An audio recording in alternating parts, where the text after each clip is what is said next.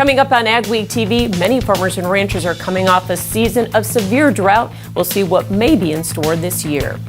New biotech labeling laws are set to go into effect this summer. We'll give you a glimpse of what they might entail coming up.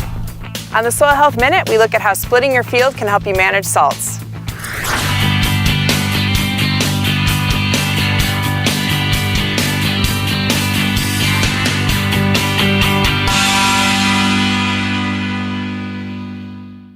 Welcome to AgweekTV. I'm Michelle Rook. The drought hit hard last year in the northern plains. In fact, some farmers and ranchers regarded it as among the worst in recent memory. In some areas, those dry conditions are still lingering. Jenny Schleck checks on southwest North Dakota to see how producers are recovering. Everything's behind. We did catch a little bit of rain last week, and that's really helped, but we're still concerned. Derek Frank and his family run about 1,000 head of cattle and raise a diversified mix of crops near Shields, North Dakota. They were hit hard by the drought last year. Still, they had enough hay to last the winter. We did okay until the spring. The grass is so slow, we're still feeding, so our hay supplies are dwindling quickly. Because of the drought last year, Frank sold off some cattle early and cut back on breeding replacement heifers. There is some improvement in moisture levels in southwest North Dakota, as well as most of South Dakota and Montana. But in northern North Dakota, the drought is intensifying. First of all, it's not just a moisture deficit. Because even if we were normal right now for precip received, we still have a hangover effect. So we have to see those impacts get reduced. And so those places where we had the most severe drought last summer, we're seeing a little more tenacious hanging on to those impacts. Even in places that look green, subsoil moisture is still short, and many areas are far from over the drought. Yes, it's pretty and green across the countryside, but without higher soil moisture values, we need to have that repetitive quarter inch, third of an inch, half an inch of rainstorm in order to keep the grass growing and viable. In Bismarck, this is Jenny Schlecht for Agweek. Jenny will have more on the drought outlook for this season in the next Agweek magazine. The late spring and delayed planting season has caused a shortage of anhydrous ammonia and other fertilizers in North Dakota and Minnesota. It's been compounded by high water levels on the Mississippi River, which limited barge movement of product to wholesalers, plus the lack of truckers to haul fertilizer. To help, the governors of both states have signed executive orders waiving hours of service for drivers. The waiver runs to the end of the month in North Dakota and until June 16th in Minnesota. Urban development is devouring farmland at an alarming rate. A new study shows 31 million acres of farmland were lost from 1992 to 2012. That's double the amount previously documented. The loss is irreversibly diminishing the limited supply of farmland, raising serious concerns about food production as well as economic and environmental concerns. The report from the American Farmland Trust finds that a third of the land is some of the nation's best farmland. Farmers and ranchers still use more than 1 billion acres, or 55% of the land in the U.S. You'll soon see new biotech labeling information on food packages at the grocery store. It's a result of the National Bioengineered Food Disclosure Act, which Congress passed in 2016 to avoid a patchwork of state labeling laws, which could have cost food companies and consumers billions of dollars. USDA has released its draft proposal and is working with farm and consumer groups to shape the final rule. USDA's proposal on national biotech labeling starts by defining a bioengineered food or ingredient. This law is to require disclosure of foods that are bioengineered. That means they contain genetic recombinant DNA. Food industry representatives say the rulemaking presents several ways to determine what foods will be covered and what the disclosure will include and look like. The options that are available to a food company are going to be on pack with words, a symbol that is non-disparaging, or electronic disclosure.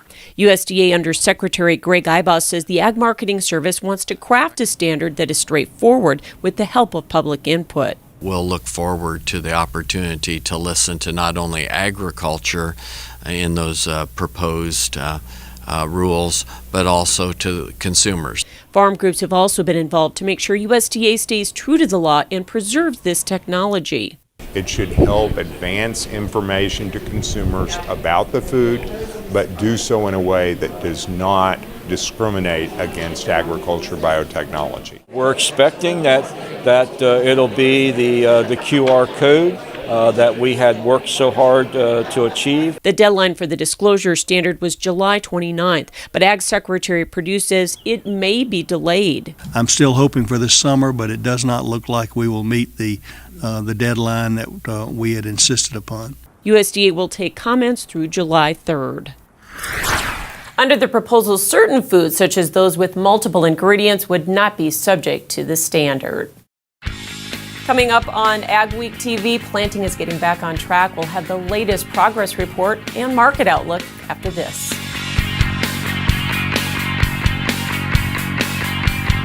For home delivery of AgWeek, log on to agweek.com or call 800-811-2580. At Superior Grain Equipment, we're committed to quality and service, offering you the best in grain storage and dryers for any size operation. Our experts will work with you to determine the most efficient and economical storage solution for your needs. We help protect your bottom line and your future with the industry's best bins and warranties. Make the superior choice for protection today and tomorrow with Superior Grain Equipment. Get your row crops off to the right start with an early riser Case IH planter from Titan Machinery. Case IH early riser planters feature high-tech yet rugged planter row units that quickly adapt to the toughest seeding conditions while leaving an optimal seed bed to promote early, uniform plant emergence. Only Case IH early riser planters are designed to leave a flat-bottom seed furrow, ensuring consistent seed depth and even emergence. Contact your local Titan Machinery location today for more information on the next generation of planting technology from Case IH. Intelligent farming means more crop from every acre. That starts with smart machines and precision application. Introducing the new Rogator C-Series from Challenger, featuring a newer, smarter, more precise way to apply fertilizers and nutrients, more accurately and more efficiently than ever before, resulting in less overlap and less crop damage, all to make you more productive and more profitable. To find out more, contact Butler Machinery today. Micro Essentials is a premium phosphate product. It's a dry granular product. The main difference with a Micro Essentials type product is you have a homogeneous granule for the nitrogen, the sulfur, the phosphorus, and in this case, the zinc is all in one granule. If you ever have a desire or a need to learn more about what does sulfur do within a soybean plant, what does the potassium do for the corn crop, we have microessentials.com. We also have a great resource, cropnutrition.com. Farmers made good planting progress in the week ending May 13th in all but the northern Midwest. So planting pace on corn is nearly back to normal nationally, ahead on beans and only lagging slightly on spring wheat. U.S. farmers planted another quarter of the corn crop in the week and are caught up to the 63% average. Nebraska is slightly ahead, while Iowa and North Dakota are near normal. Minnesota is still lagging 25%, with South Dakota behind 40%. U.S. soybean planting progress jumped ahead of normal at 35%, and that trend follows in Nebraska, with the rest of the region slightly behind. And farmers planted another quarter of the spring wheat crop in the week ending May 13th, just slightly behind the average pace. South Dakota farmers are 80% done, while Minnesota and North Dakota have caught up to the 5-year averages. And winter wheat conditions improved 2% nationally, 5% in South Dakota, and 3% in Nebraska. Joining us today with a look at crop progress and other market issues and market analysis is Randy Martinson with Martinson Ag in Fargo.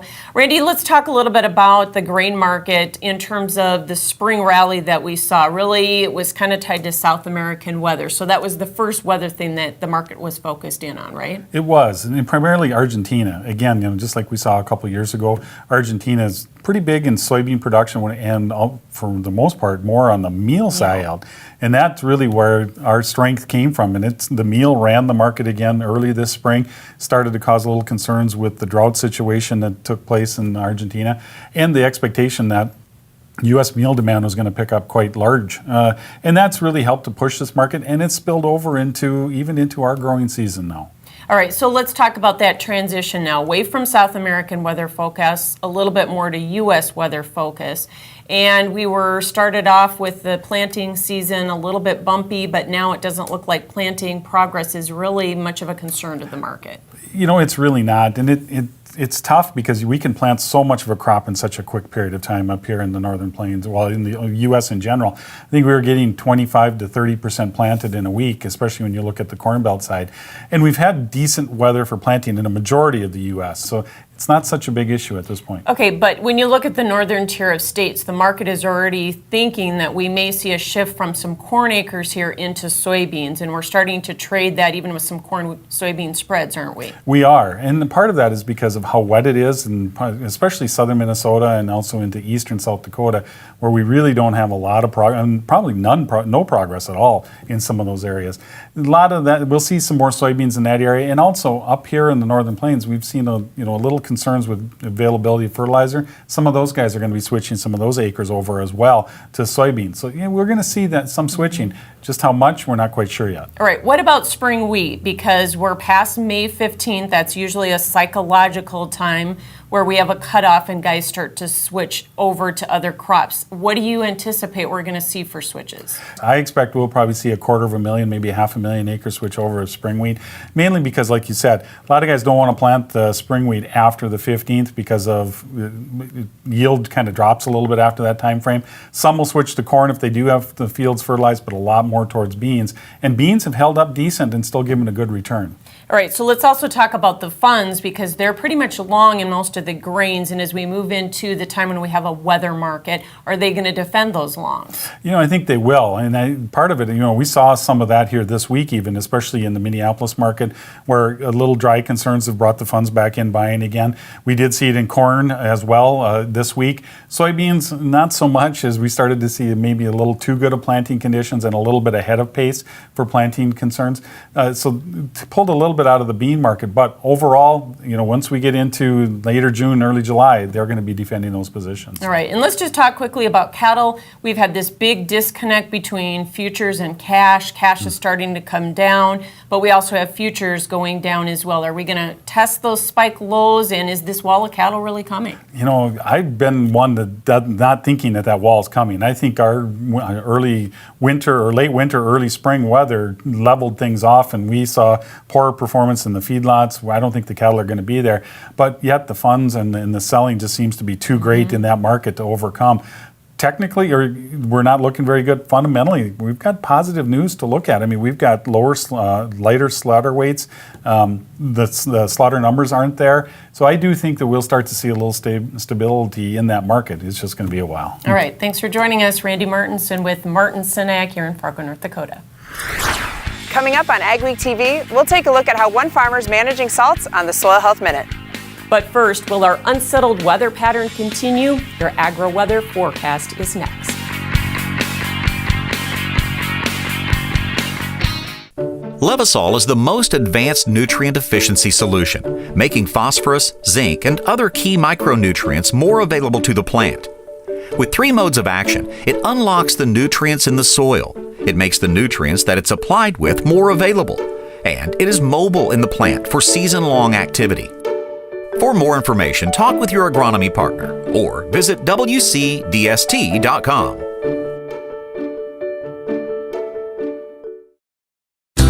Luckin Trucks and Parts sells quality used parts for all makes and models. With over 50 acres of trucks and parts and new inventory arriving daily.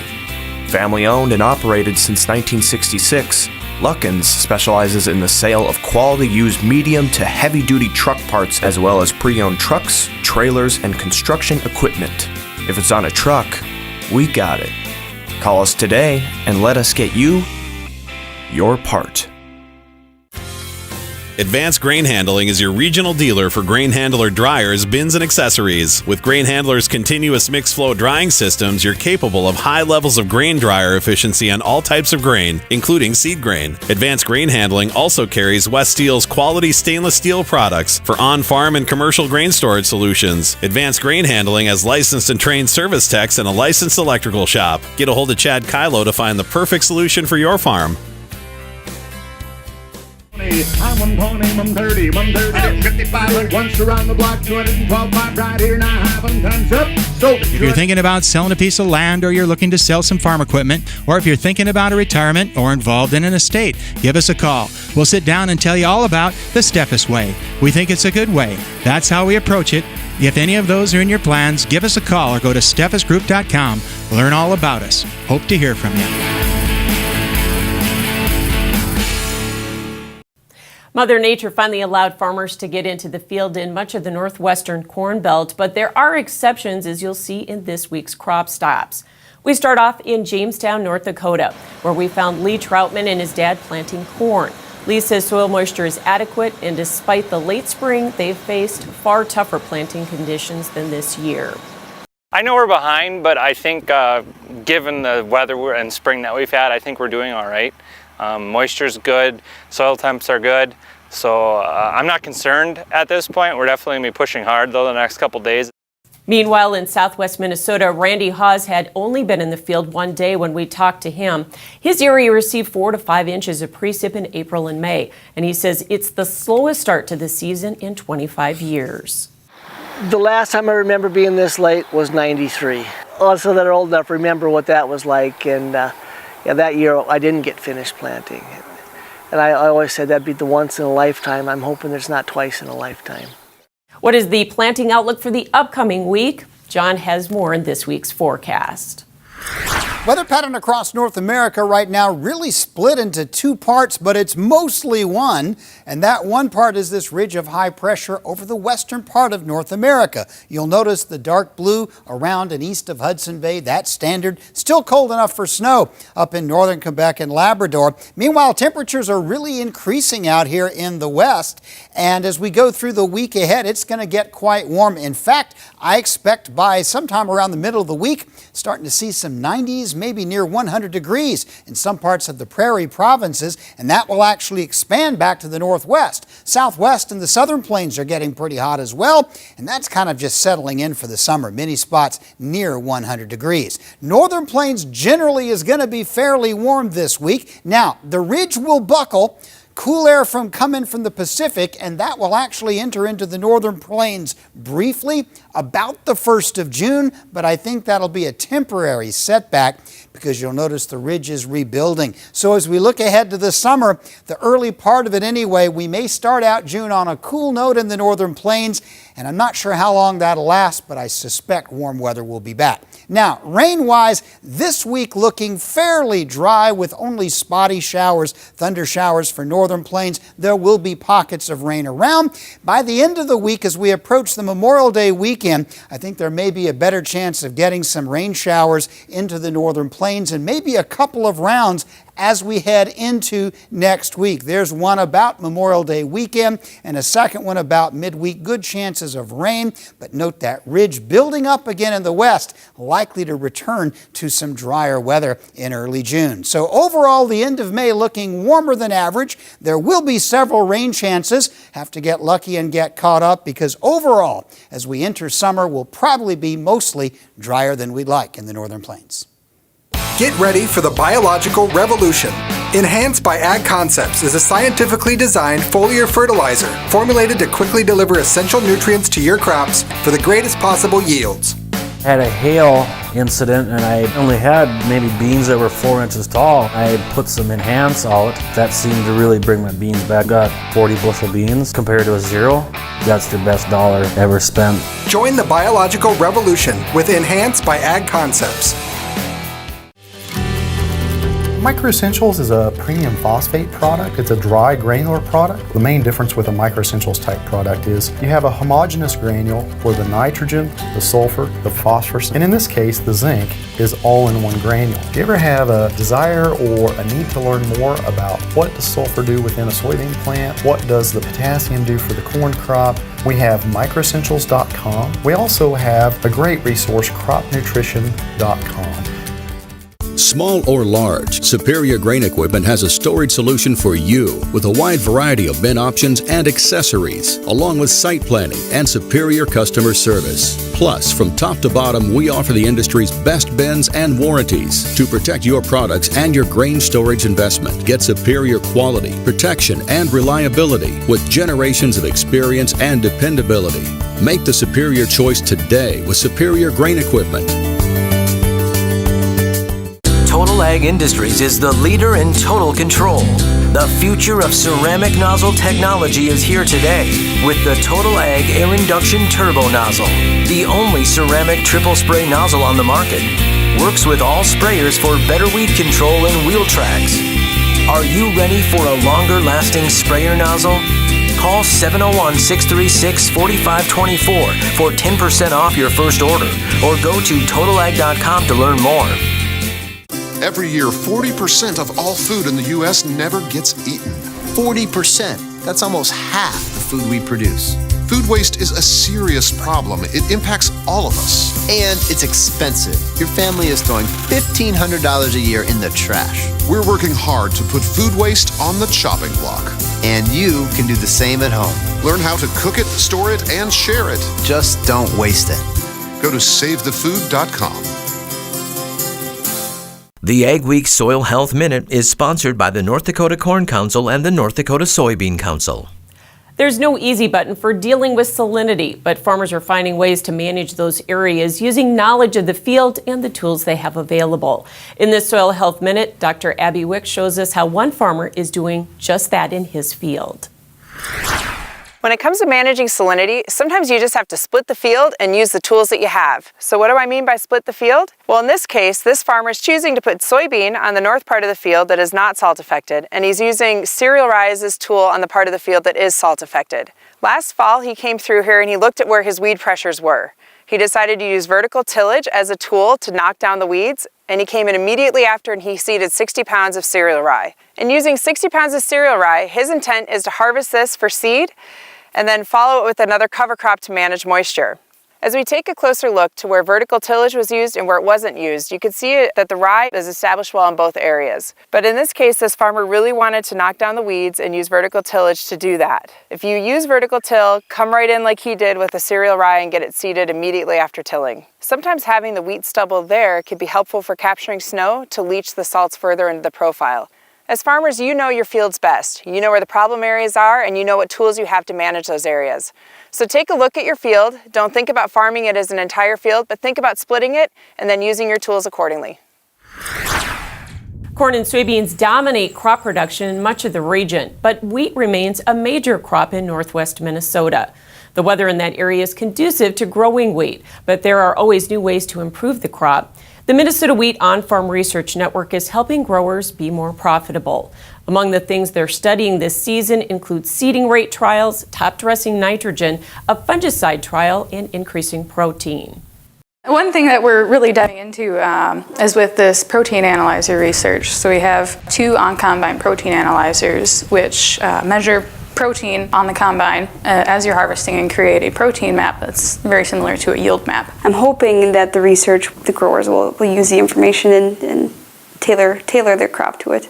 They expect to work with about 30 farmers this season. What's an important enough topic to keep kids coming back for 25 years? In Kidder County, it's farm safety.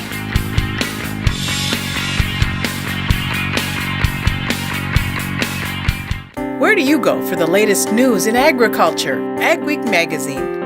Reaching over 70,000 farmers and ranchers in North Dakota, Minnesota, South Dakota, and Montana. Ag Week provides the most up-to-date information on the markets, the trends, and the people who make it all happen. We're your source for news, not fluff.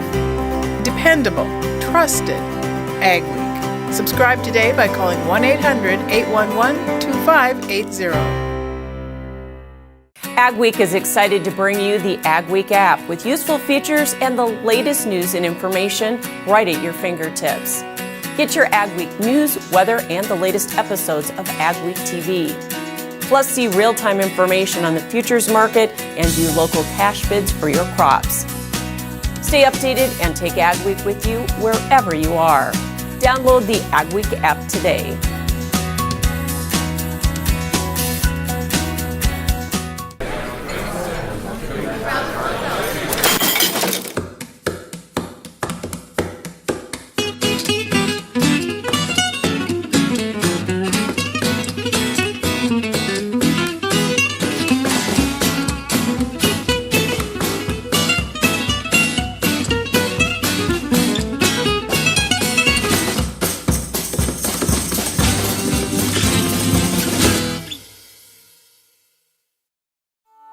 I'm Jenny Garth, and as a mother of 3, I know kids worry about a lot of things.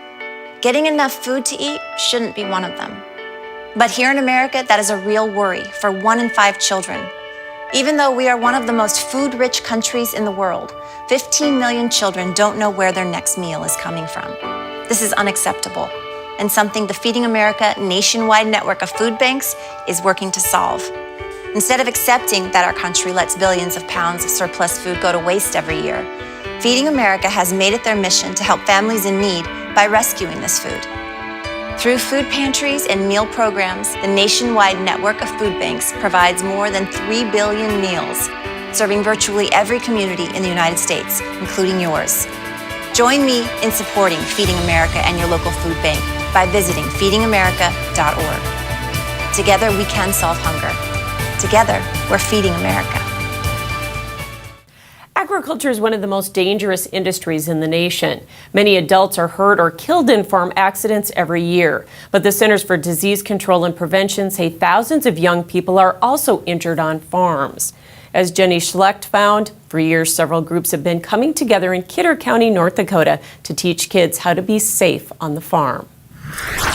For 25 years, groups in Kidder County, North Dakota have been coming together to put on an important program to teach kids about farm safety.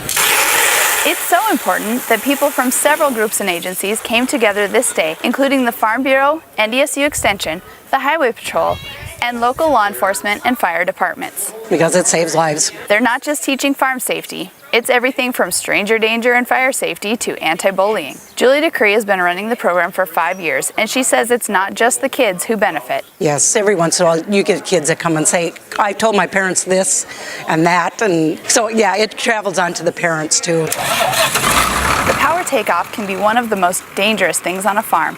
Getting caught in it can quickly lead to death or the loss of a limb. It can happen in the blink of an eye. So Cody Mack and his friends from the Medina High School FFA want to make sure these kids understand they need to be extremely careful around the PTO and other large equipment. It's very important because they're young kids, they're inexperienced, and here in North Dakota, there's a lot of kids that are on the farm and they have a lot of responsibility. So they need to know how to be safe with that as well, being they are at such a young age. It happens also quick. It's something, that we do every day on the farm and we don't even think about it. Students appear to be having fun while learning valuable information about staying safe on the farm. When I go back home, I'm going to be aware of the things around me and just be careful.